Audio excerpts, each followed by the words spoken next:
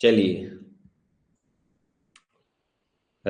हमने एक लेक्चर एनसीडे का इन्वायरमेंट वाला लिया है, जिसमें हमने थोड़ा थ्योरी के बारे में डिस्कस करा था।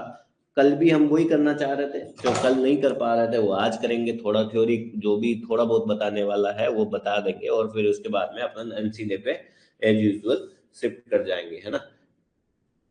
आपको डिटेल में कुछ भी जानकारी चाहिए थ्योरी में, तो आप जो डीजे देशमुख का आपके इसमें अपलोड कर रखे होंगे, वॉल्यूम 1 वॉल्यूम 2 वॉल्यूम 3 के वीडियोस एंड मटेरियल, आप वहां से पढ़ सकते हैं।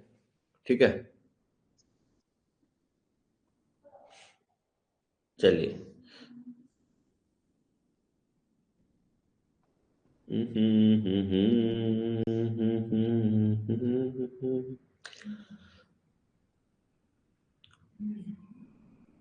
नाम से कुछ मत करिएगा, ठीक है। ये चीज हमने देख ली है, O2 ऑक्सीजन के बारे में हमने सारी चीजें देखी है। फिर हमने नाइट्रोजन के बारे में थोड़ा बहुत देखा था, CO2 के बारे में देखा था। CO2, CO2 कैसे प्रोड्यूस होता है वो आप थोड़ा डिटेल से जाना चाहते हो तो देख लीजिएगा कि डीजल लोकोमोटिव में स्लो ऑक्सीडेशन ऑफ कोल से, decay of the timber, burning of the flame safety lamp से भी CO2 प्रोड्यूस होती है। ब्रीदिंग ऑफ द मैन, जहां जहां बर्न हो रही है कोई चीज वहां CO2 जनरली निकलती है, ठीक है।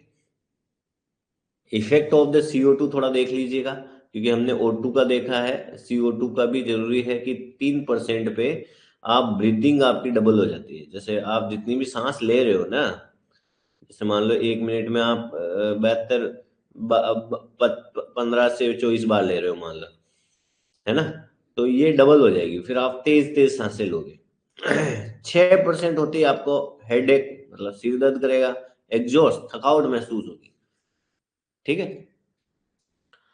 और आगे 10% गया तो सफोकेशन और आप बेहोश भी हो सकते हैं। तो थोड़ा बहुत परसेंटेज का आपको पता होना चाहिए। और उससे ऊपर चलेंगे, CO2 अगर 15% हो गया तो आप पूरा मेंटली आपको पता नहीं चलेगा, आपका चीजें गायब होने लग जाएगी। और 25% CO2 पे यू कैन बी डाई, 1 घंटे में आपकी मृत्यु भी हो सकती है, ठीक है।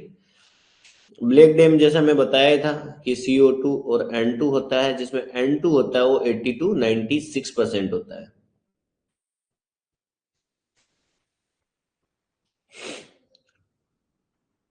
कार्बन मोनोऑक्साइड, जिसको हम व्हाइट डैम भी बोलते हैं, ये याद रखिएगा, हमने देखा भी है जब डैम देख रहे थे। इसकी प्रॉपर्टीज के बारे में हमने देखा था, कहाँ कहाँ से निकलता है वो देख लीजिए कि oxidation of coal, explosives, underground mining, spontaneous combustion और मीथेन कोल डस्ट। थोड़ा ये परसेंटेज के बारे में थोड़ा ध्यान रखिएगा कि जो CO है, carbon monoxide, CO carbon monoxide या व्हाइट डैम, ये 0.02% पे आपको सिर दर्द वगैरह हो जाएगा, डिस्कम्फर्ट हो जाएगा, कोलैप्स आफ्टर 45 मिनट। अगर वहीं पे 45 मिनट तक आप काम करते रहे तो आप गिर भी सकते हैं, ठीक है। और अगर आप वहां पे बैठे बैठे भी रहे उस इन्वायरमेंट में जहां 0.02% है, तो 2 घंटे के अंदर आप वहां नहीं टिक पाएंगे। अगर 0.12% तक पहुंच गया, मतलब CO का परसेंटेज और इंक्रीज हुआ, 0.12% तक पहुंच गया, तो आपकी हार्ट बीट है ना वो बढ़ेगी। ये हीट बर्ड लिखा है बट हार्ट बीट है ना, हार्ट बीट है वो आपकी इंक्रीज करेगी। और 0.2% तक पहुंच गया तो आप थोड़ा, आपका अनकंसाइज हो जाओगे आफ्टर 10 मिनट, अगर काम करते करते 10 मिनट में, और 30 मिनट अगर रेस्ट में है तो। और अगर 0.5% तो नहीं पहुंचना चाहिए। अगर 0.5 पहुंच गया CO का तो आप मर सकते हो 10 से 15।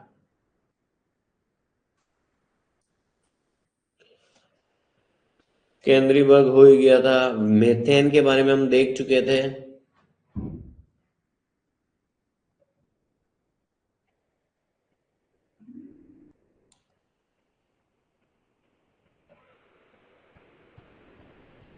मेथेन लेयर के बारे में देखो, पहले तो मेथेन के बारे में देखा था, और मेथेन निकलती कैसे है। देखो, एक तो होता है ब्लीडिंग ऑफ द कोल, कोल से निकलता है ऐसे, धीरे धीरे रिसाव होता है। और अगर मान लो आप यहाँ आपका फेस है, मान लो आप ऐसे अंदर जाते जा रहे हो माइंस में, और यहाँ कहीं पे कोई होलो है, जहाँ पे आपकी सीओ सॉरी CH4 स्टोरेज है। आपने गलती से इधर ड्रिल मारा, इससे ब्लोन आउट हो गया, उससे भी CH4 निकलती है in in form of the gas burst. मान लो आप कहीं पे कुछ कर रहे हो, यहाँ आसपास से बहुत नियरली आपका CH4 वो ऑटोमेटिक, कुछ आपने ड्रिल व्रिल नहीं किया, बट ब्लास्ट हो गया, रूफ फॉल हो गया, कुछ हो गया, वहां से गैस रिसाव हो गया, है ना, बहुत सारी चीजें। एक CH4 जो है ना, आपका CH4 है, उसकी कंसंट्रेशन को बहुत सारी चीजें इंपेक्ट करती है। क्या क्या करती है कि एक तो आपको नेचर ऑफ कोल के, कोल सीम कौन सा है, डिग्री 1, डिग्री 2, डिग्री 3, है ना, कौन सी टाइप की नेचर है उसका भी। फिर उसमें बाद में मेथड कौन सा, आप बोर्ड एंड पिलर यूज कर रहे हो, लॉन्ग वॉल यूज कर रहे हो, कुछ किस टाइप का मेथड यूज कर रहे हो, उस हिसाब से अलग अलग टाइप में CH4 का रिसाव होगा। स्पीड ऑफ द एडवांसिंग, कैस कितना फास्टली आप एक्सक्वेट कर रहे हो, मतलब आप कोयला निकालते जा रहे हो और आगे बढ़ते जा रहे हो, उस पर भी डिपेंड करता है। और वेंटिलेशन कैसा है, उस पर भी डिपेंड करता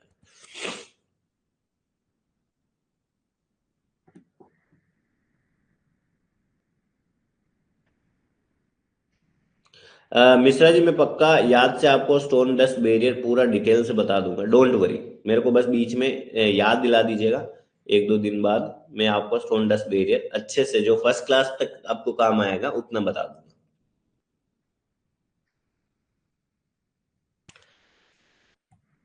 ठीक है। मिथेन लेयर, मिथेन लेयर अगर मान लो हो गया, मिथेन लेयर क्या होता है, मिथेन धीरे धीरे धीरे धीरे यहाँ स्टोर होता है और एक लेयर बना देता है।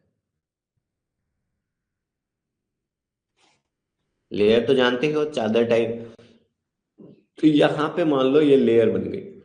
अब लेयर बन गई तो उसका क्या दिक्कत है कि कभी भी एक्सप्लोजन वगैरह हो सकती है, बहुत सारी दिक्कतें हो सकती है। तो आपको क्या होता है, इसको डिस्पर्स करना होता है, कभी भी मिथेन को एक जगह स्टोर नहीं होने देना है। तो उसके लिए आप क्या करोगे, पहले तो आपका एयर है, उसको टर्बुलेंट फ्लो, मतलब तेजी से उसमें हवा मारोगे, बीच बीच में रूप बार बनाओगे, मतलब ऐसे लेयर नहीं बननी है, तो आप बीच बीच में रूप बार ऐसे कुछ बना दोगे, जिससे कि एक साथ पूरी पूरी ऐसे एक एक 1.5-1.5 किलोमीटर, आधा-आधा किलोमीटर तक, ½ किलोमीटर तक आपका लेयर ना बने, है ना। तो आप इसलिए उसमें रूप बार बना दोगे, रफ सरफेस रख दोगे।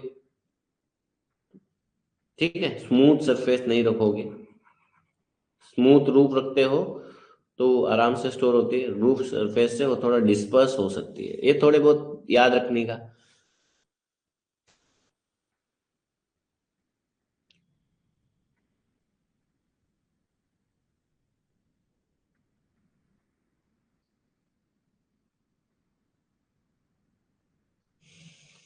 कोवाड डायग्राम के बारे में हमने देखा था।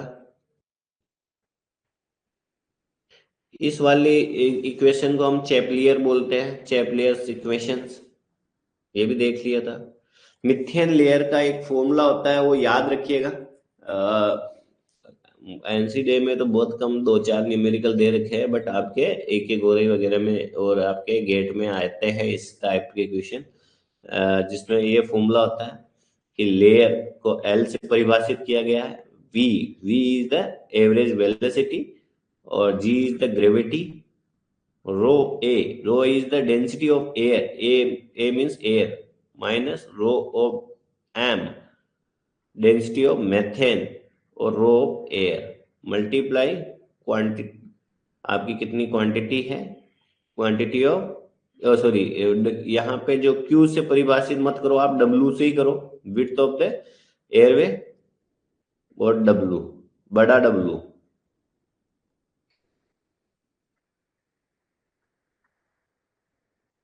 तो यहाँ पे क्या है, इस वाला जो है ना, ये वाला, ये जी, ए रो जी, इसका एक, ये तो सारे कांस्टेंट है, तो इसका मान निकल के आता है, इसकी वैल्यू निकल के आती है 4.32।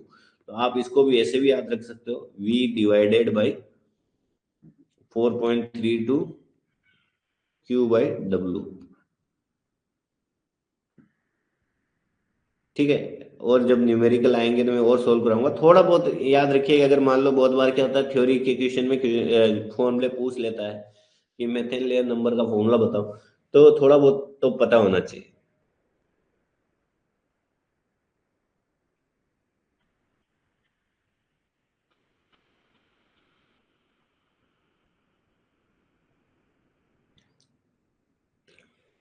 देखो ये मैं एक एक गोराई से उठाया हूँ चार्ट, माइनिंग है ज्ञान ना। एज इंडिया का बेस्ट ऑनलाइन लर्निंग प्लेटफॉर्म है सारे माइनिंग कॉम्पिटिटिव एग्जाम के लिए, जहां GATE mining engineering, mining sardar, overmen, DGMS first class, DGMS second class, mine mate, blaster जैसे सारे माइनिंग कॉम्पिटिटिव एग्जाम की तैयारी कराई जाती है।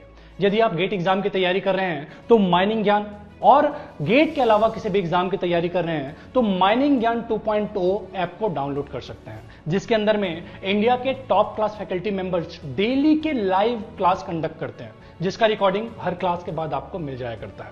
न सिर्फ लाइव क्लास बल्कि स्टडी मटेरियल और मॉक टेस्ट भी आपको ऐप के अंदर में ही मिल जाता है।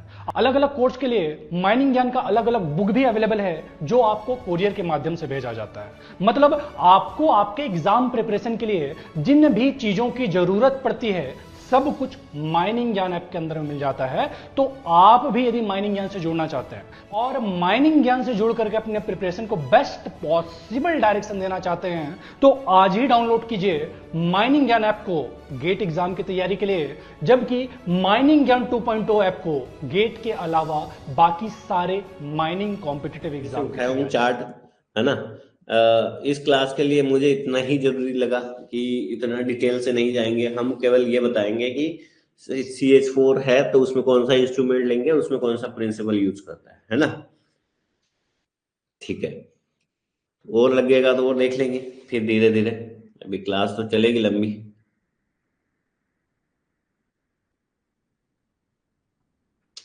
देखो जो CH4 है, CH4 को आप डिटेक्ट या पता करने के लिए कौन कौन से इंस्ट्रूमेंट यूज करते हैं, तो आपको मेजोरिटली पांच, तीन, एक, चार प्रकार के इंस्ट्रूमेंट याद रखने हैं। पहला है MSA D6 methanometer, MSA D6 methanometer, MSA MSA D6 methanometer. I think आपको विजिबल तो हो रहा होगा ये लाइन, MSA D6 मेथेनोमीटर। फिर एक, तो अगर MSA D6 मेथेनोमीटर है, फ्लेम सेफ्टी लैंप है, MSA auto auto fire damp detector है। फायर डैम आपको पता ही है कि CH4 है तो ये भी मेथेन डिटेक्ट का ही होगा, मेथेनो तो डायरेक्ट नाम से पता चल रहा है। फ्लेम सेफ्टी लैंप तो आपने कॉलेज में भी देखा होगा कि मेथेन के लिए ही यूज करते हैं। एक होता है इंटरफेरेंस मेथेनोमीटर, तो सब में नाम में मेथेनोमीटर आ रहा है तो ऑप्शन चूज करने में आसानी रहेगी, ठीक है। बट अगर मान लो आपको ये दे दे MSA AFD2, तब थोड़ा दिक्कत है ना, तब आप पता नहीं लगा पाएंगे, तो इसलिए आपको थोड़ा पूरा नाम भी याद रखना पड़ेगा। तो चार प्रकार के इंस्ट्रूमेंट हो गए, MSA D6 methanometer, flame safety lamp, MSA AFD2 या ऑटोमेटिक फायर डैम डिटेक्टर, और चौथा क्या हो गया, इंटरफेरेंस मेथेनोमीटर, इंटरफेरेंस मेथेनोमीटर। चार प्रकार के हैं, इनके चारों के अलग अलग प्रिंसिपल होंगे, वो याद रखने हैं। तो जो MSA D6 मेथेनोमीटर है उसका प्रिंसिपल है व्हीटस्टोन ब्रिज। ये व्हीटस्टोन ब्रिज सर्किट कैसा दिखता है मैं समझा दूंगा, बस अभी नाम याद रखो। MSA, चलो मैं बता ही देता हूं पहले, जहाँ कहीं होगा व्हीटस्टोन। तो ये अपन डिस्कस कर रहे हैं MSA D6 मेथेनोमीटर। मुझे लग रहा है विजिबल नहीं हो रहा होगा, थोड़ा पेन चेंज कर लेता हूं मैं। वही नाम लिख रहा हूं मैं, MSA D6 मेथेनोमीटर, ठीक है। उसमें कौन सा प्रिंसिपल यूज, एक पहले किस में काम आता है, CH4 डिटेक्शन में। इसमें प्रिंसिपल कौन सा यूज होता है, व्हीटस्टोन ब्रिज। व्हीटस्टोन ब्रिज, इसमें क्या होता है, इसमें देखो एक इस तरह का सर्किट बना रहता है व्हीटस्टोन ब्रिज में। इधर रहेगा, इधर रहेगा, इधर रहेगा, यहाँ R1, R2, R3, R4, और यहाँ कुछ बीच में लगा रहेगा। इसमें कुछ नहीं है, इसका जो रेशियो जो रहता है ना, व्हीटस्टोन ब्रिज में अपन रेशियो को मेंटेन रखते हैं कि जो R1/R2 का जो रेशियो होगा, ये रेजिस्टेंस का इसका और इसका, वही रेजिस्टेंस का इसका और इसका रहता है R3/R4। बस ये याद रखिएगा, ठीक है। तो मैथेनोमीटर में व्हीटस्टोन ब्रिज सर्किट यूज होता है। और फ्लेम सेफ्टी लैंप में तो आपने कभी किया हो, तो उसमें लैंप के बारे में बताया कि लैंप का जो अलग अलग साइज होता है ना, उससे अपन डिटेक्ट करते हैं, उसका कलरिंग से पता करते हैं कि कितना उसमें मेथेन परसेंटेज हो सकता है। ठीक है, ये भी शायद आपको कराया होगा, नहीं कराया होगा तो बताना, मैं समझा दूंगा किसी दिन। ठीक है। MSA auto fire damp detector, इसमें ऑटो फायर डैम, जो MSA वाले हैं ना, कभी भी आ जाए MSA D6 मैथनोमीटर या MSA auto auto automatic fire damp, इन दोनों में व्हीटस्टोन ब्रिज सर्किट यूज होता है। ये वाला जो अपन ये कैलकुलेशन देख रहे थे ना, ये इसमें होती है दोनों में, MSA D6 मैथनोमीटर और MSA automatic fire damp detector, AFD2। और चौथा होता है इंटरफेरेंस मैथनोमीटर, उसमें होता है refractive index of the methane. Refractive index मतलब ऐसे कुछ एक चार्ट बनेगा जिसमें कलरिंग होती है, उसको बोल रहे हैं अपन रिफ्रैक्टिव इंडेक्स, कि अलग अलग कलरिंग पे कौन सा मेथेन होगा या कितना परसेंटेज होगा। तो अब भी अपने चार प्रकार के देखे CH4 में, कौन कौन सा, एक बार फिर नाम दोहराइएगा साथ में, आपको याद रहती है ऐसे चीजें, 5-6 बार करो तो वो चीजें याद रह जाती है। ऐसे रूम पे भी करना है। CH4 के लिए MSA D6 methanometer, flame safety lamp, MSA auto fire damp detector और इंटरफेरेंस मेथेनोमीटर। अब इनके प्रिंसिपल भी याद होने चाहिए। तो CH4 में क्या था, MSA D6 मेथेनोमीटर, उसका प्रिंसिपल है विल्सॉन ब्रिज। फिर था फ्लेम सेफ्टी लैंप, तो उसकी लेंथ के हिसाब से देखते हैं। फिर था MSA automatic fire damp detector, तो उसका विल्सटोन ब्रिज। फिर उसके बाद इंटरफेरेंस मेथनोमीटर, तो उसमें रिफ्रैक्टिव इंडेक्स से देखते हैं। ठीक है, ये चारों याद हुआ। फिर आते हैं चौथे, अब आते हैं अगले पे, वो है CO, कार्बन मोनोऑक्साइड। इसको व्हाइट डैम भी बोलते हैं, हमने बताया था। CO को क्या बोलते हैं, व्हाइट डैम। CH4 को क्या बोलते हैं, फायर डैम। फायर डैम बोलते हैं ना, हाँ, ठीक है।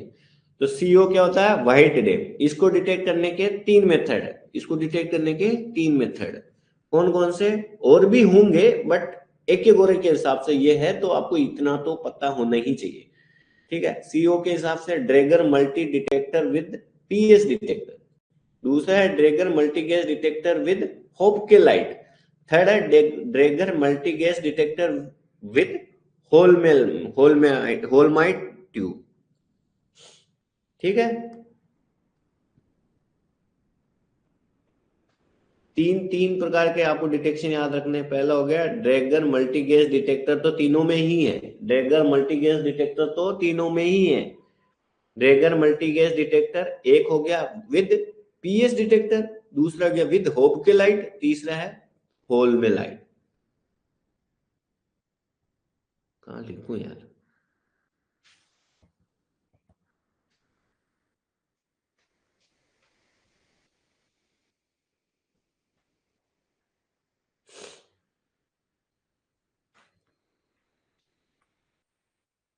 देखो CH4 में हमने चार चीज डिस्कस करी, ठीक है। फिर CO में हम तीन चीज कर रहे हैं, ड्रैगर मल्टी गैस डिटेक्टर, ये तीन चीज तो सब में याद रखनी। Drager multi gas detector,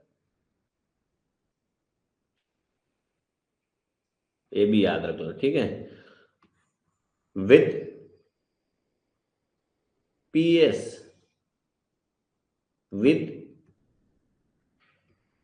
हॉपकेलाइट with होल्मेलाइट,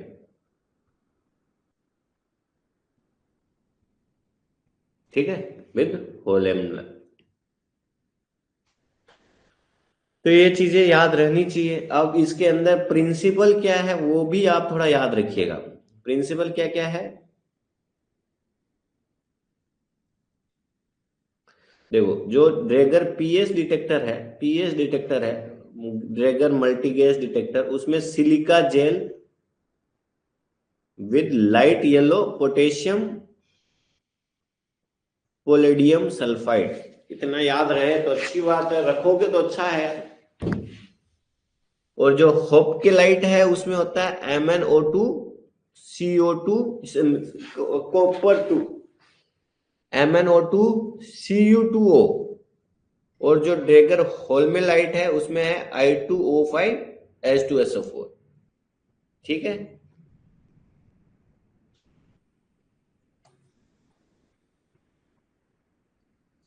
तो ये हम थोड़ा और जो फायर डैम है, चूंकि अपने नेसेस बहुत जरूरी है।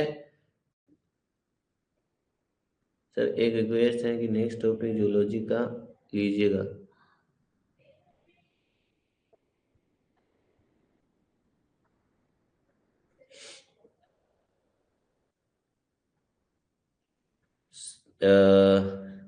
ब्रिज गोपाल जी, जो भी इन्वायरमेंट खत्म होने के बाद में अगला जियोलॉजी का ले लेंगे, ठीक है। चलिए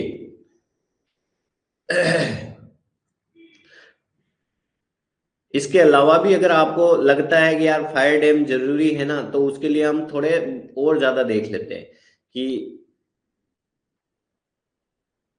ऑटोमेटिक फायर डैम डिटेक्टर हम देख लिए हैं, बट उसके बारे में थोड़ा डिटेल और जानना है। तो ये क्या होता है ऑटोमेटिक फायर डैम डिटेक्टर, ये MSA का प्रोडक्ट है। ये पोर्टेबल होता है, पोर्टेबल मतलब उसको एक जगह से दूसरी जगह पे आप ले जा सकते हैं। तीसरा है रिचार्जेबल है, उसको चार्ज वगैरह करके आप वापस यूज कर सकते हो क्योंकि उसमें बैटरी होती है, ठीक है। ये होता हो गया ऑटोमेटिक फायर डैम डिटेक्टर। उसका फिर बाद में थोड़ा लेटेस्ट वर्जन आया automatic fire damp detector 2 by Ultron, ठीक है। ये भी बैटरी ऑपरेटर है, थोड़ी बैटरी बढ़ा दी होगी, थोड़ा परसेंटेज वगैरह का जो है उसमें रेंज कम होगी, इसमें रेंज ज्यादा दे दी।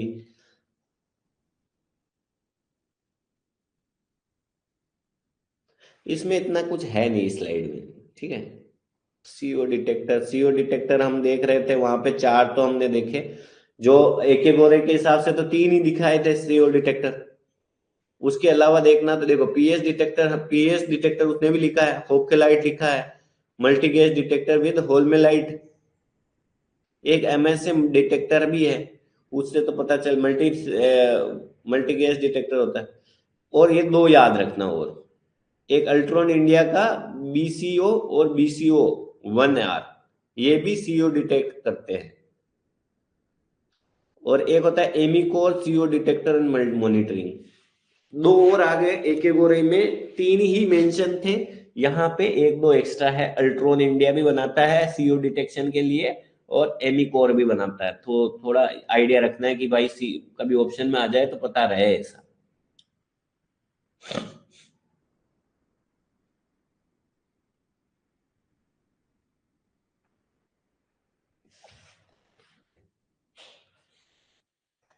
देखो ये लोग क्या करते हैं, कुछ नहीं करते हैं। जैसे इसमें जो आपका डिटेक्टर होगा ना, पीएस डिटेक्टर हो या होप के लाइट हो, होल्मी लाइट हो, जो भी हो। जैसे पीएस डिटेक्टर में क्या होगा, आपकी हवा गई अंदर, है ना, आपने कोई कोई कांस्टेंट स्पीड पे अपने इसमें एयर भेजी, तो इधर से एयर निकलेगी तो अंदर गई, उसमें CO था, इधर कन्वर्ट होके आएगी, उसमें CO2 कन्वर्ट कर देगा वो। CO2 अपने हार्मफुल नहीं है, ठीक है। ये कैसे कन्वर्ट करेगा, अंदर अलग अलग प्रकार के केमिकल रखे होते हैं, कभी कहीं मैग्नीशियम को डाइऑक्साइड रखा होगा, कहीं कॉपर ऑक्साइड रखा होगा, और परसेंटेज रिड्यूस कर देगा। हॉल में लाइट है। चलो देखो यार, इतना डिटेल से मैं जाना नहीं चाह रहा, छोड़ो।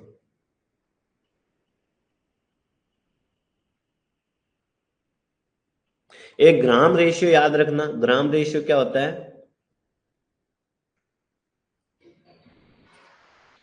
ग्राम रेशियो क्या होता है? ग्राम रेशियो, उसमें क्या होता है कि देखो कभी भी क्या होता है, जैसे मान लो ये कोयला है, ठीक है, ये कोयला है, ये ऑक्सीजन लेगा, है ना, तभी तो जल पाएगा ना। तो जलेगा तो क्या निकलेगी? सीओ, या सीओ या CO2 निकलती है ना। तो सीओ याद रखो। तो जीआर से क्या लिखोगे कि O2 कंज्यूम, कितना O2 कंज्यूम हो रहा है, CO प्रोड्यूस, इतना याद रखो। यही है ग्राम रेशियो। इसी से हम पता लगाते हैं कि आपके यहाँ पे जो कोयला है उसमें हीटिंग है या नहीं है, वो एक्टिव फायर है या नहीं है। तो ये परसेंटेज तो आपको याद रखना पड़ेगा। क्या याद रखना पड़ेगा? ये कोयला है तो ये जलेगा, जलेगा कैसे? O2 ले रहा है और क्या बना रहा है? CO। तो आपको क्या याद रखना पड़ेगा? Gram ratio equal to CO produce by O2 absorb. ठीक है। अब इसका परसेंटेज अलग अलग है। जब आपका GR मतलब ग्राम रेशियो जो है, अगर 0.1 से 0.5 के बीच में आता है तो आप बिल्कुल सेफ है, कोई दिक्कत नहीं है, नॉर्मल कंडीशन है। 1% हुआ, दैट मीन्स आपको थोड़ा अंदाजा होना चाहिए कि आपकी माइंस में या आपके एरिया में थोड़ा बहुत हीटिंग इश्यू आ गया है। 1% तक पहुंच गया तो GR अगर 2% तक पहुंच गया, दैट मीन्स आप अब थोड़ी ही मतलब एडवांस स्टेज में आ गए हो कि एक्टिव फायर एग्जिस्ट होने के। और 3% अगर पहुंच गया तो एक्टिव फायर होना ही होना है। ठीक है।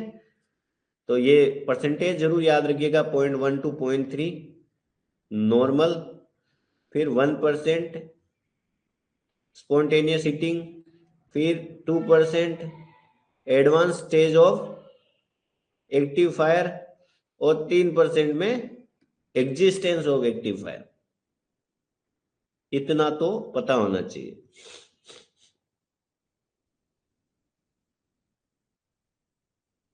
हाँ, ये देखो, ये चार्ट क्वांटिटी ऑफ एयर भी थोड़ा याद रखना, है ना। ये भी जरूरी है। इसमें क्या होता है, जैसे डिग्री 2 डिग्री 3 है, ये छोड़ो अभी। आपको जो मिनिमम, ये मैं शायद बता चुका हूं कि इन केस ऑफ पर्सन आपको 6 metre cube per minute air चाहिए पर पर्सन, और 2.5 क्यूबिक मीटर पर मिनट चाहिए पर टन।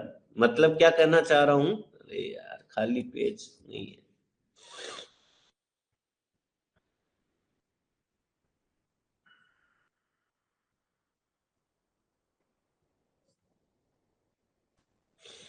मैं यहाँ ये कहना चाह रहा कि कभी कभी क्या होगा, आपको क्वेश्चन देगा, ये शायद मैं बता चुका हूँ क्या इसी शिफ्ट में। फर्स्ट सेकंड थर्ड शिफ्ट है, वहां पे आपके 200 जने काम कर रहे हैं, इसमें 260 जने काम कर रहे हैं, इसमें 280 जने काम कर रहे हैं, या 240 जने काम कर रहे हैं। और बोल दे कि आपका प्रोडक्शन है वो 2000 टन है। तो बताइए कि इसमें कितना एयर फ्लो या आपको एयर ऑफ क्वांटिटी चाहिए, है ना। तो आपको क्या करना है, इन तीनों में जो जितने आदमी हैं उनमें मैक्सिमम वाला चूज करना है। मैक्सिमम इसलिए चूज कर रहे हैं क्योंकि जब सबसे ज्यादा वाली डिस्ट्रिक्ट में जितने आदमी हैं, उनको अगर हवा मिल जा रही है तो कम वालों को तो मिल ही जाएगी। ठीक है। तो 260 ले लेंगे, और पर पर्सन कितना बोला मैंने? 6। ठीक है, 6 क्यूबिक मीटर पर मिनट। तो इससे कैलकुलेशन आएगी, 0 6 36, 6 2 12, 12 3 15, 15। ठीक है, इतनी तो इनको चाहिए, किनको? आदमियों के लिए, डिस्ट्रिक्ट के लिए। अब जो प्रोडक्शन है उसमें अपन को चाहिए 2.5 मीटर क्यूब पर टन। तो अपने पास 1 टन के लिए इतना चाहिए, अपने पास 2000 है। तो ये क्या हो जाएगा, 2500 × 2, यानी कि 5000। तो इन दोनों में से कौन सा ज्यादा है? तो ये वाला आंसर हो जाएगा, 5000 तक आपको चाहिए होगी क्वांटिटी। तो ये कैलकुलेशन करने के काम में आता है, तो इसलिए ये मिनिमम एयर फ्लो का याद रखिएगा। एक ये पॉइंट भी याद रखिएगा कि अगर आपके माइंस में वेट बल्ब टेम्परेचर कितना होना चाहिए, 30.5, ठीक है। बट अगर ये 30.5 से बढ़कर 33.5 पहुंच जाता है वेट बल्ब टेम्परेचर माइंस में, तो आपको जो एयर फ्लो है वो 1 मीटर पर सेकंड से बढ़ाना पड़ेगा।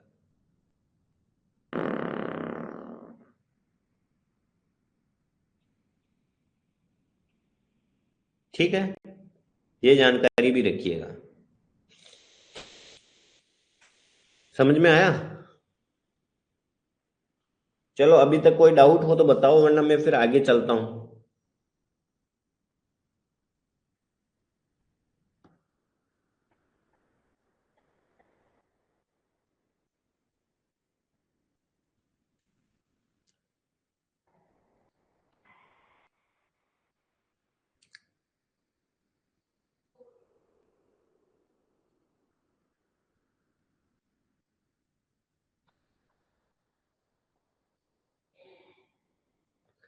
डिटेक्टर नहीं है सिलेबस में, इसलिए मैं शॉर्ट में चला हूँ, ठीक है, वैसा मान लो आप। बट हल्का फुल्का थोड़ा आइडिया तो रहना पड़ेगा ना भाई। आप माइनिंग में काम कर रहे हो, माइनिंग में इंजीनियर रहोगे, थोड़ा बहुत तो पता होनी चाहिए चीजें। और मिश्रा जी, अगर ये EM2 वॉल्यूम 2 के चैप्टर 1 में दिया गया तो ठीक है भाई, पढ़ लेना वो चीज। बता दिया उन्होंने, मिश्रा जी ने, कि उन्होंने पढ़ा होगा तो बता दिया, चैप्टर भी बता दिया उन्होंने। अच्छा, चलो आगे चलते हैं। आपको क्लास में ठीक ठाक समझ में आ रहा है? जिस टाइप से मैं बता रहा हूँ उस हिसाब से बताऊं, या डायरेक्ट अपने क्वेश्चंस में जाऊं, उसका भी थोड़ा इनपुट दे दो। और टीचिंग में कुछ आपको चाहिए कि ये चीज होना चाहिए, वैसा भी बता दो। अपन फ्लेक्सिबल है, अपन बता देंगे, आपको फायदा ज्यादा से ज्यादा होना चाहिए, ठीक है। इस क्लास का पर्पज यही है। चलिए, देखो, थर्मोमीटर का फॉर्मूला तो आपको पता ही है कि फ़ारेनहाइट, ये फ़ारेनहाइट होता है, डिग्री सेल्सियस होता है। फ़ारेनहाइट में निकालना है 9/5 डिग्री से सेंटीग्रेड प्लस 32। अगर आपको जैसे बोल रहे हैं 100 डिग्री कितना टेम्परेचर हो गया, 44 डिग्री टेम्परेचर हो गया, तो अगर 44 डिग्री हो गया तो डिग्री सेल्सियस है, तो इसको यहाँ रखोगे तो वो फ़ारेनहाइट में निकाल लोगे आप कितना फ़ारेनहाइट हो गया।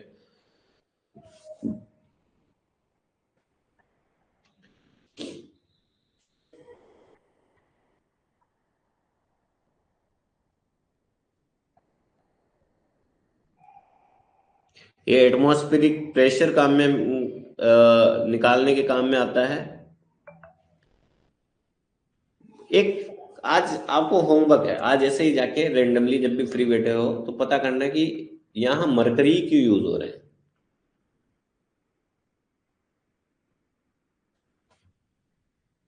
पानी क्यों यूज नहीं कर दे रहे हैं, कुछ एल्कोहल, कुछ और क्यों नहीं यूज किए, मरकरी क्यों कर रहे हैं। ये होता है 14 बैरोमीटर, ये बैरोमीटर होता है ना। बैरोमीटर किस काम में आता है? एटमॉस्फेरिक प्रेशर मापने के। ठीक है, ये थर्मोमीटर हो गया, टेम्परेचर काम में गए। और ये क्या हो गया? बैरोमीटर। बैरोमीटर जो एटमॉस्फेरिक प्रेशर नापने के काम में आता है। ये क्या हो गया? 14 बैरोमीटर, इस टाइप का दिखता है, 14 बैरोमीटर। ठीक है, नाम याद रखना कि 14 बैरोमीटर किस काम में आता है? एटमॉस्फेरिक प्रेशर नापने के काम में आता है। ये क्या हो गया? Android barometer. देखो, बैरोमीटर बहुत सारे होते हैं, ये एंड्रॉइड बैरोमीटर है, better than mercury thermometer. Thermal जो अपन मरकरी वाले यूज करते हैं उससे ज्यादा बढ़िया है ये। क्यों क्यों बढ़िया है? क्योंकि इसमें कोई लिक्विड नहीं होता है। लिक्विड होगा तो लिक्विड की अलग अलग कुछ प्रॉब्लमें होगी, है ना। और ये बॉयल्स लॉ फॉल पे काम करता है। बॉयल्स लॉ आपको पता ही है, जिसमें टेम्परेचर कांस्टेंट था, तो P1V1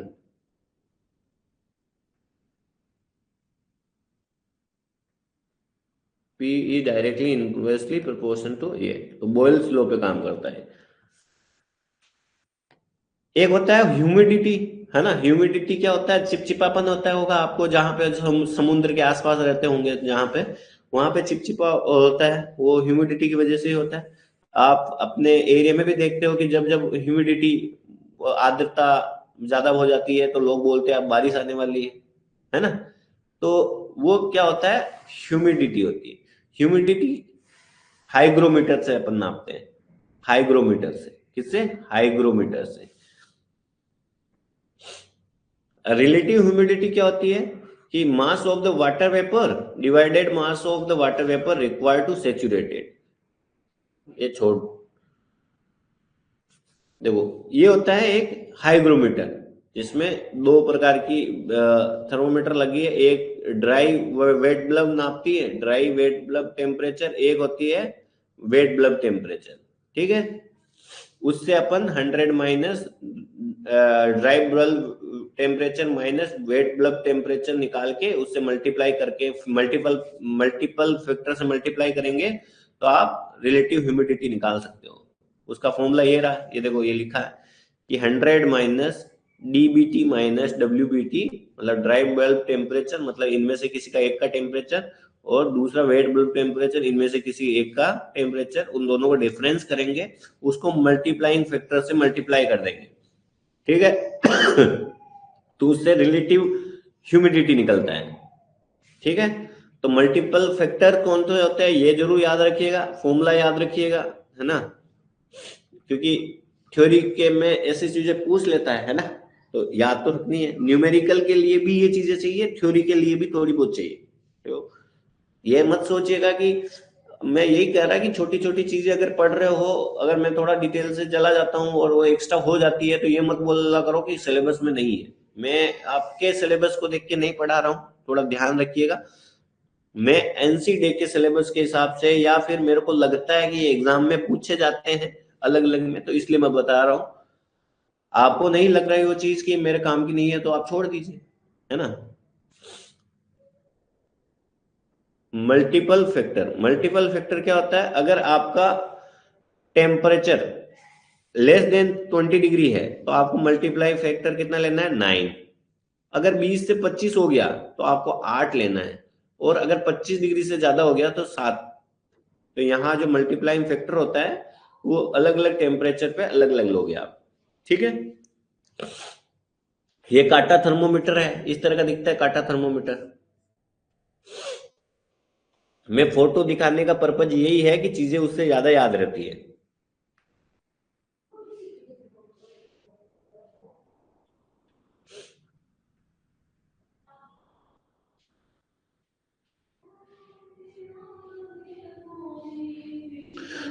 थोड़े बहुत क्वेश्चन कर लेते हैं तो थोड़ा आपको अच्छा लगेगा, है ना, कि 2 दिन से केवल थ्योरी देख रहे हैं। चलो थोड़े बहुत क्वेश्चन देख लेते हैं एनसीटी के। अपना सिलेबस भी होता रहना चाहिए, वरना मैनेजमेंट को लगेगा कि थ्योरी थ्योरी पढ़ा रहे, थ्योरी की अलग क्लासेस चल रही है ना चलिए देखो, पहला हमने चैप्टर किया था माइनिंग मेथड का, ठीक है। दूसरा हम कर रहे हैं माइन इन्वायरमेंट का। अगला देखते हैं जियोलॉजी या कुछ अलग चैप्टर चालू करेंगे। कोशिश जियोलॉजी की रहेगी, ठीक है, पर और भी देख लेंगे। ठीक है, तो अब माइन इन्वायरमेंट का चालू कर रहे हैं। ये चीजें तो हमने देख ही ली है, fire damp, black damp, white damp, after damp, sting damp. मैं पीपीटी वगैरह वापस अपलोड कर दूंगा, don't worry. Boyle's law, Charles law, Graham's law, ये चीजें ठीक है।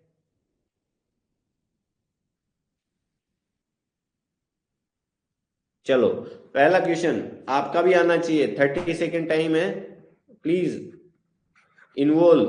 कि which diagram explain the limit of explosibility of the CH4। कौन सा डायग्राम है जो आपको CH4 की एक्सप्लोजिबिलिटी बताता है? जल्दी से आपका आंसर आना चाहिए, फटाफट। कावर्ड, लेचेटलर, ग्राम्स, और अलग वाला कोई है? बताओ बताओ।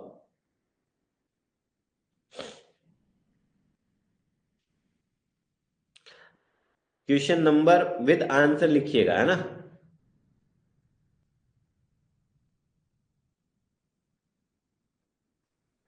चलिए, ये तो इजी क्वेश्चन था, है ना, अच्छे से देखा हमने, डिटेल से देखा हुआ है। आंसर है कोर्ड। तो उसका क्या, कोर्ड में क्या क्या याद रखना है? 5.4 टू 14, ठीक है। और मैक्सिमम कहाँ होता है? 9% पे। और जो लोअर वाली है वो तो हमेशा लोअर पे ही रहता है। मैक्सिमम वाला कम होके 6% तक आ सकता है, डिपेंड ऑन द ऑक्सीजन का फ्लो। ठीक है। और क्या देखा था कोवर्ड में? ये चीजें है कि यहाँ पे है एक्सप्लोजिबिलिटी का चांस बहुत ज्यादा है, यहाँ केपेबल हो सकता है अगर एयर मिल गई तो, यहाँ नॉट केपेबल, और यहाँ पे can't be produce with the methane air. चलिए अगला, the limit of the explosibility of the mixture of the combustible gases can be computed by which of the following equation. बताओ, आपके पास फिर 20 second. The limit of explosibility of the mixture of the combustible gases can be computed by which of the following equation? कौन सी equation होती है? ये मैं अभी बताया था आज ही, कि उसको किस चीज से बताते हैं।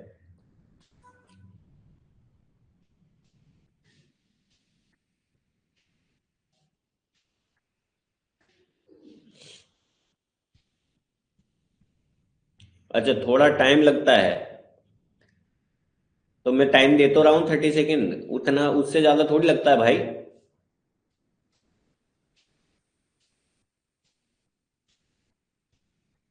अभी तो न्यूमेरिकल थोड़ी है कि उसमें एक एक मिनट का टाइम रहता है। थोड़ा फास्ट, इजी इजी क्वेश्चंस है।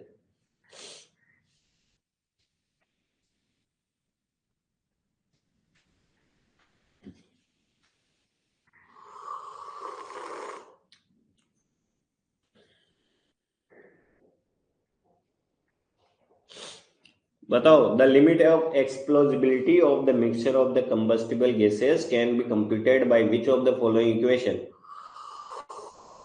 उसको बोलते हैं चेटिल ले चेटेलियर इक्वेशन। इससे आप limit of explosibility of the mixture of combustible gases compute करते हो। अगला question, what is the minimum percentage of O2 makes the methane air mixture explosibility. Oxygen का कितना परसेंटेज है जिसके ऊपर ये एक्सप्लोजिबिलिटी बनाने में हेल्प कर देता है, उससे नीचे होता है तो एक्सप्लोजिबिलिटी नहीं बनाता है, एक्सप्लोजन नहीं बनाता है, एक्सप्लोजिव नहीं बनाता है।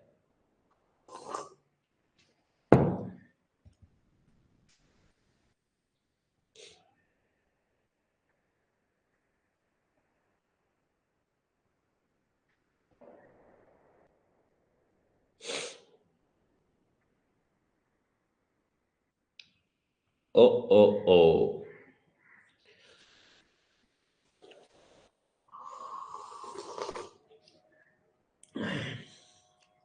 अरे यार, इतना सही से बताने के बाद गलत कर रहे हो आप लोग।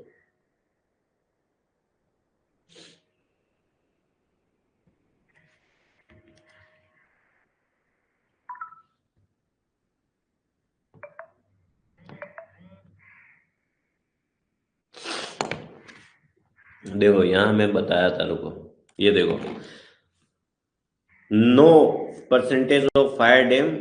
अगर ऑक्सीजन 12% से कम है तो आपका फायर डैम नहीं बनता है। तो इसका उल्टा बोल रहा है कि फायर डैम कब बन जाएगा 12% से ज्यादा। इतना क्लियर लिखा, रिवीजन नहीं करते हो यार आप लोग। कि what is the minimum percentage of O2 to make the methane mixture explosive. कितने परसेंटेज है पे?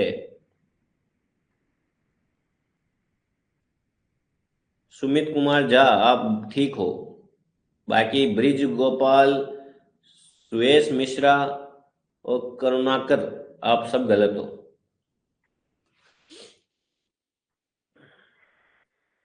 12% के ऊपर, 12% से नीचे अगर ऑक्सीजन का परसेंटेज रहा तो वो एक्सप्लोजिव मिक्सचर नहीं बनाता है। ये मैं कल भी बताया था, आज भी बता रहा हूं। तो अगर क्वेश्चन उल्टा पूछ देगा तो आपको पता तो होना चाहिए ना। चलिए अगला question, what should be the range of the methane air mixture to make it explosive. बताओ, पहले बोला ऑक्सीजन का कितना चाहिए, अब बोल रहा है CH4 का कितना चाहिए। बताओ, ये तो रेंज है।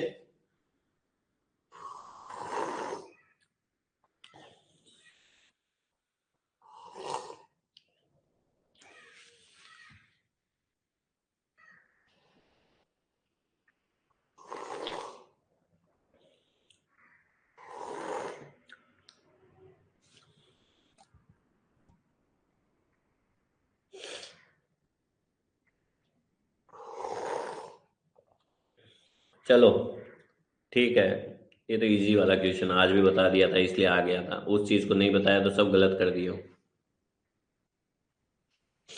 ठीक है, 5.4 टू 14.8। अगला question,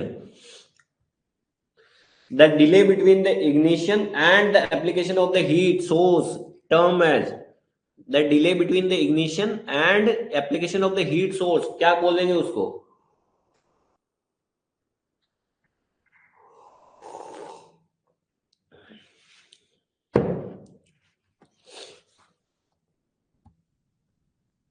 question number 5।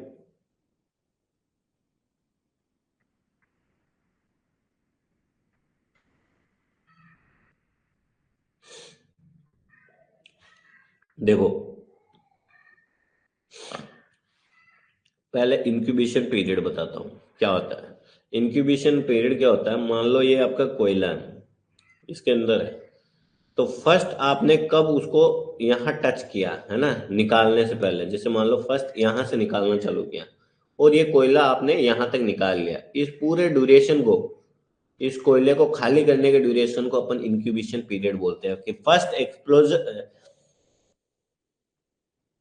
Explore the coal, मतलब फर्स्ट जब भी आपने स्टार्ट किया कोयला निकालना उस जगह से, और लास्ट में कब तक उसको पूरा फिनिश कर दिया, उस पीरियड को बोलते हैं इंक्यूबेशन पीरियड।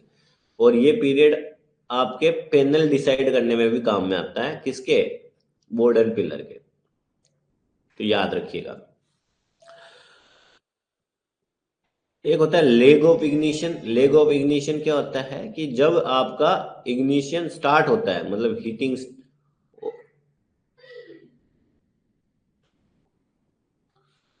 तो इग्निशन लेग क्या होता है, is also known as ignition delay, is the time between the fuel is first ignited, कि पहली बार कब इग्नाइट हुआ, and start of the main combustion phase, कि कब मेन फेज में चला गया। एक होता है ना थोड़ा बहुत आग लगा फिर पूरा आग लग गया, वही वाला पीरियड। इंक्यूबेशन पीरियड में क्या हो गया, थोड़ा निकाला पूरा कब निकाल लिया। It is a chemical process that can cause by physical और द केमिकल डिके। ये भी याद रखिएगा कि फिजिकल डिले और केमिकल डिले दो प्रकार के होते हैं। इसके अलग अलग फैक्टर्स हैं जो इग्निशन लेग को अफेक्ट करते हैं। फ्यूल कौन सा है, मिक्सचर रेशियो कैसा है, इनिशियल टेम्परेचर और प्रेशर कैसा है, टर्बुलेंस कैसा है। ठीक है,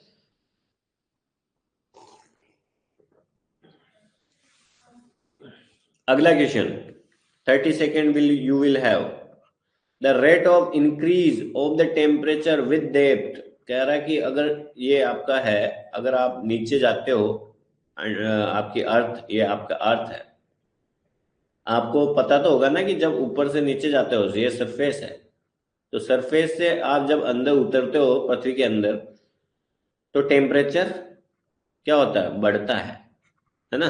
तो इस चीज को क्या बोल देंगे?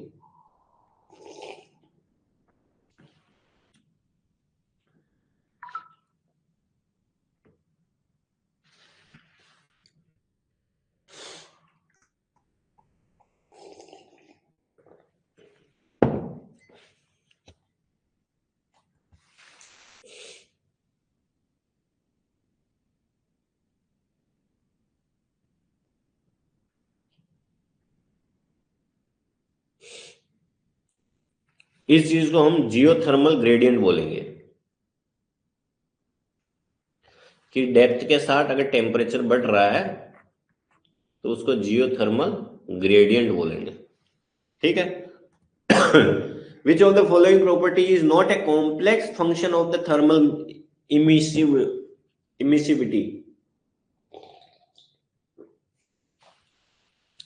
कह रहा है कि जो थर्मल इमिसिविटी होती है उसका इनमें से कौन सा प्रॉपर्टी नहीं है। पहले तो आपको पता होना चाहिए प्रॉपर्टी कौन सी है।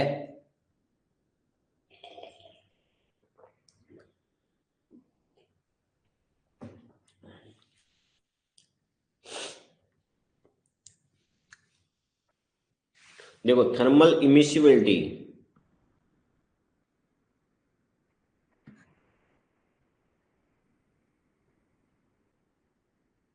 मतलब इमिट करता है ना, थर्मल, कोई भी सरफेस है वो कुछ रेडिएशन इमिट करता है, तो इसकी प्रॉपर्टी कौन सी होगी? मॉइस्चर कंटेंट एक प्रॉपर्टी होगी।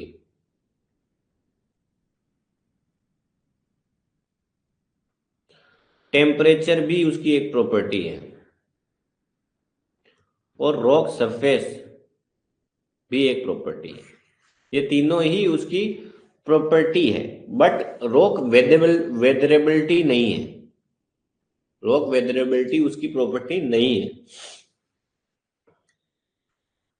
थर्मल इमिटिविटी क्या होती है कि a material is ability to emit, कोई भी मटेरियल है उसकी एबिलिटी होती है कि कितना वो इमिट करता है थर्मल रेडिएशन और electromagnetic radiation as the ratio of perfect emitter. जो सबसे बढ़िया वाला इमिटर कौन सा है? तभी ब्लैक ब्लैक जो बॉडी होती है ना, वो बहुत अच्छा इमिटर है। तभी आपको बोलते हैं गर्मियों में काले कपड़े मत पहनो। अगर आपकी गाड़ी काली है तो आप धूप में रखोगे तो जल्दी गर्म होगी, धूप में जाओगे तो आपकी जो भी ब्लैक कलर का कुछ भी है तो वो जल्दी गर्म होगा।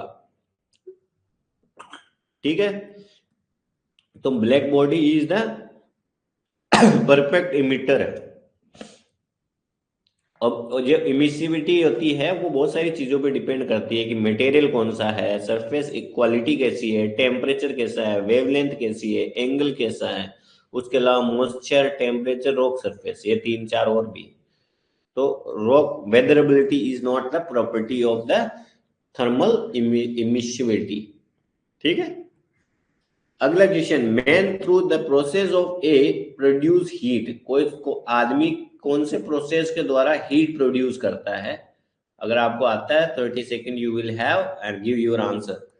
ये आदमी लोग जो भी मैन किस चीज के द्वारा हीट इमिट करता है?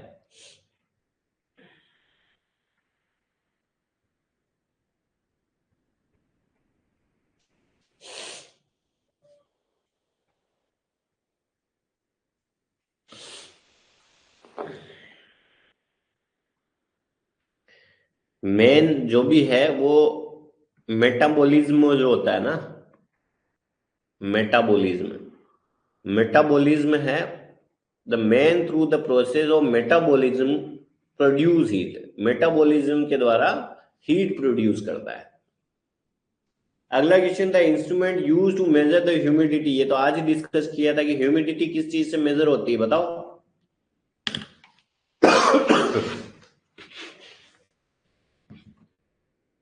ह्यूमिडिटी किस चीज से इमिट होती है?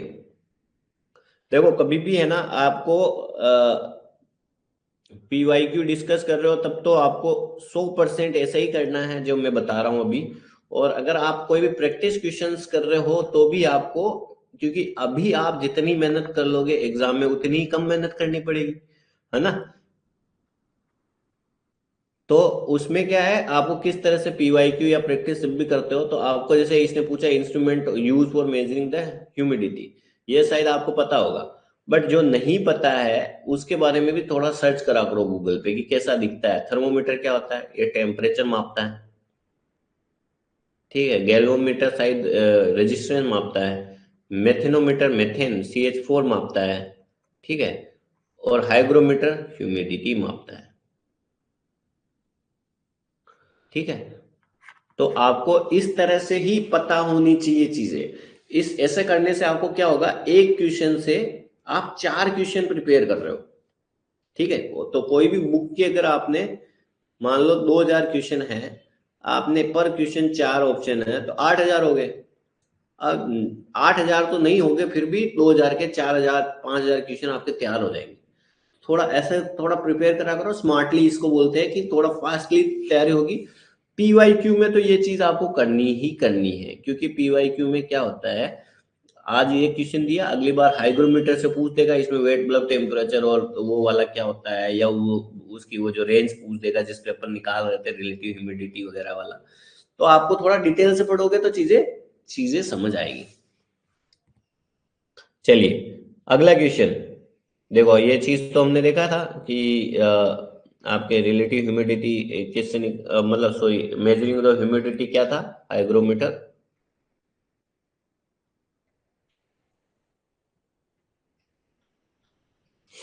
चलिए अगला क्वेश्चन पे आते हैं। Noise in the fans is a function of A where A is given by. कह रहा है कि कोई भी पंखा है ना, उसमें आवाज आती है, तो बोल रहा है वो किससे आती है, बताओ।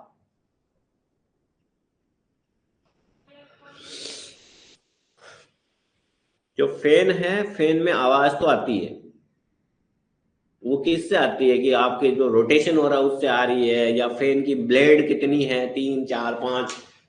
पता है ना आपको, अलग अलग जगह फैन की ब्लेडें भी अलग अलग होती है। जैसे इंडिया में हम जनरली 3 प्रकार की ब्लेड यूज करते हैं, 3 ब्लेडें लगी रहती है, पंखुड़िया। और यूएस वगैरह में शायद ज्यादा भी लगी रहती है, राजा महाराजे ज्यादा यूज करते थे, है ना। अब क्वालिटी ऑफ एयर या फैन स्टेटर किस चीज पे डिपेंड करेगी? अगर आपके फैन से आवाज आती है तो जो जनरली फैन स्टेटर की होती है, फैन स्टेटर। ये फैन स्टेटर इस तरह का दिखता है, अंदर कोयल्स वगैरह लगी रहती है, यही जलता है आपको। पंखा जल गया मतलब इसकी वाइंडिंग वगैरह होती है ना, वो जल गई, इसको वापस मंदाते हैं। लेकिन पंखा आजकल बहुत सस्ता आता है तो लोग वापस नया ही ले आते हैं। ठीक है, फैन स्टेटर होता है। नॉइज जो फैन से आती है वो फैन स्टेटर से आती है। अगला, gas chromatography separates and analyze component of the gas mixture by। कह रहा है कि जो गैस क्रोमेटोग्राफी होती है, जिसमें अपन गैसों को अलग अलग चीजों से परिभाषित करते हैं, उसको या एनालाइज कर रहे हो तो आप किस बेस पे करते हो उसको? जैसे मान लो मोलिकुलर स्पेस, जैसे CO2 है, इसको अपन कार्बन डाइऑक्साइड बोलते हैं, पर कार्बन डाइऑक्साइड में ये कार्बन हो गया, ये ऑक्सीजन हो गया, तो ये मोलिक्यूल्स हो गए। तो मोलिक्यूल स्पेसीज के बेस पे हम इसका एनालाइज करते हैं। तो gas chromatography is a technique that separate gas mixture based on the molecular species. आपके कैसा मोलिकुलर स्पेसीज है उस बेस पे अपन गैसों को अलग अलग चीजों में सेपरेट करते हैं। ठीक है,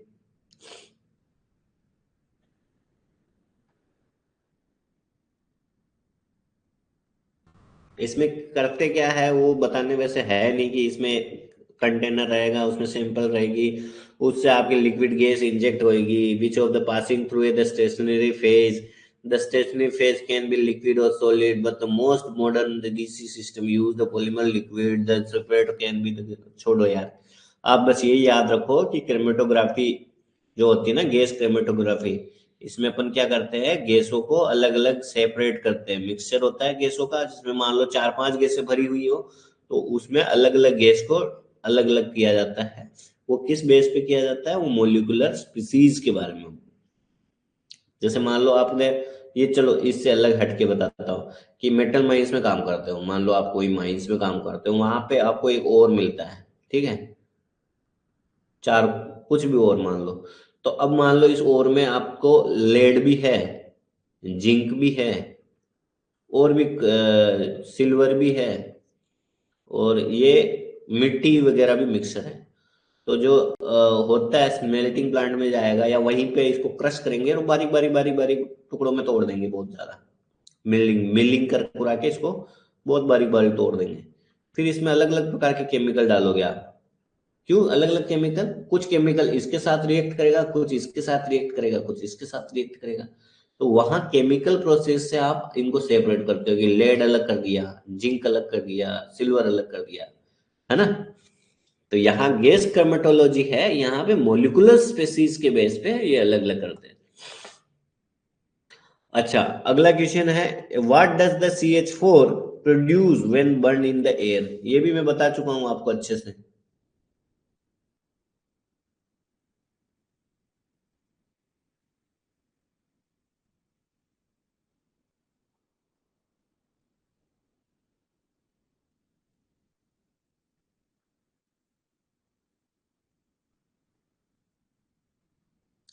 कि जो CH4 है वो बर्न होने पे क्या देता है? ये चीज तो हमने देखी थी ना यार, कि CH4, पहले आपका आंसर बताओ 30 सेकेंड में, फिर बोलोगे कि सर थोड़ा टाइम लगता है, डिले होता है। चलिए जल्दी बताओ आपका आंसर।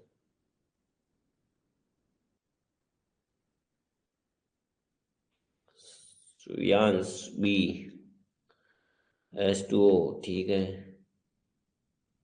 तो H2O सुमित जी, H2O तो एक प्रकार है, कर्णाकर बी बी बी, ठीक है।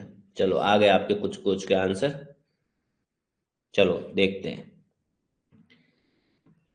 आपको मैंने बताया था कि CH4 के साथ ऑक्सीजन, अब ऑक्सीजन का अलग अलग था। अगर कम ऑक्सीजन है, अगर पर्याप्त पर्याप्त पर्याप्त कैसे लिखेंगे, जो भी लिखते हैं, if amount of oxygen is as much as we want, then CH4O2 के साथ रिएक्ट करके क्या क्या बनाएगा, CO2 बनाएगा प्लस H2O बनाएगा, ठीक है। इसको बैलेंस नहीं कर रहा हूं मैं, है ना, बैलेंस आप लोग मैं बता चुका हूं, वही चीज को मैं तो रिवाइज करा रहा हूं, पहली क्लास में बताया था मैंने।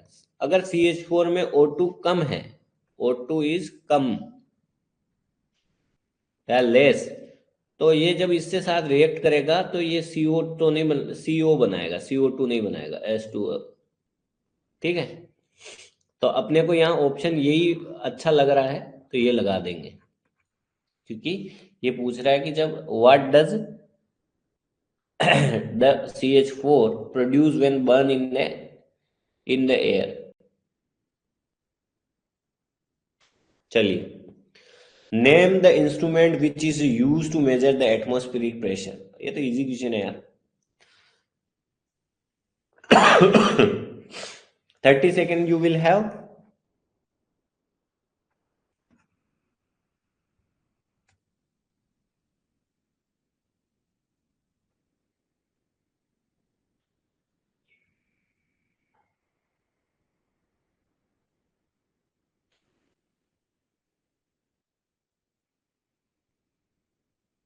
चलिए,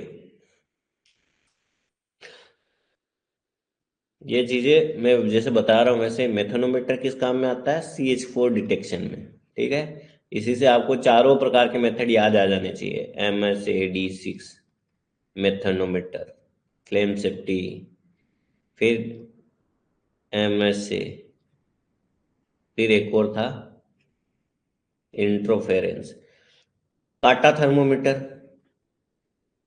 टेम्परेचर, हाइग्रोमीटर ह्यूमिडिटी, और बैरोमीटर, बैरोमीटर किस काम में आता है, एटमॉस्फेरिक।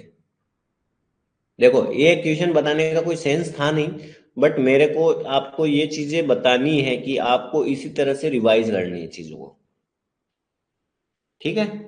बाकी तो ये क्वेश्चन तो अभी मैं थ्योरी में बताया था, बताने का क्या कोई पर्पस था नहीं ना, बट आपको चीजें इस तरह से ही पढ़नी है कि जिससे आपको ज्यादा याद रहे। ये देखो बैरोमेट्रिक। अगला क्वेश्चन है, what is the use of the pilot tube. Pilot tube क्यों काम में लेते हैं बताओ।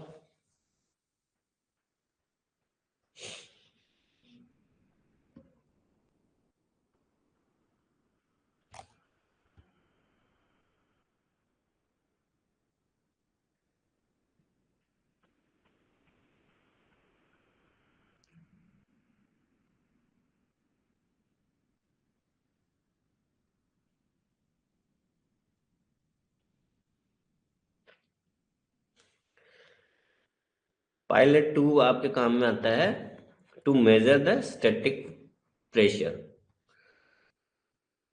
ये होती है ऐसे पायलट ट्यूब, इसमें से एक टोटल प्रेशर कैलकुलेट करता है, एक स्टैटिक प्रेशर।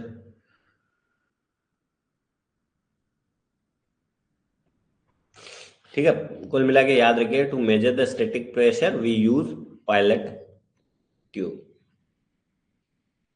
पाइटोट, जो भी ये प्रोनाउंस गलत कर रहा हूँगा, बट नाम पढ़ लेना ढंग से, और वो चीज स्टैटिक प्रेशर नापने के काम में आती है। चलिए अगला question, the relationship between pressure quantity and resistance.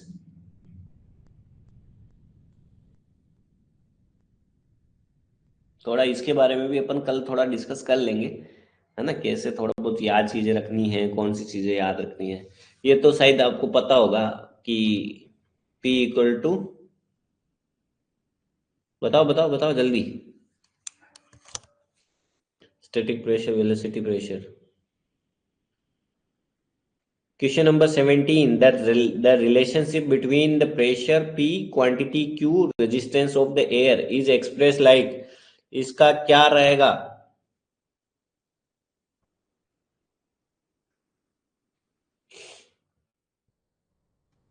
बीच में 2-3 क्वेश्चन गायब हुए होंगे, आप लोग बोल रहे होंगे कहाँ गायब हो गए? वो गायब हुए हैं, मैंने किए हैं, मुझे पता है। ठीक है, चलिए। The relation between the pressure, quantity, resistance of the air is expressed.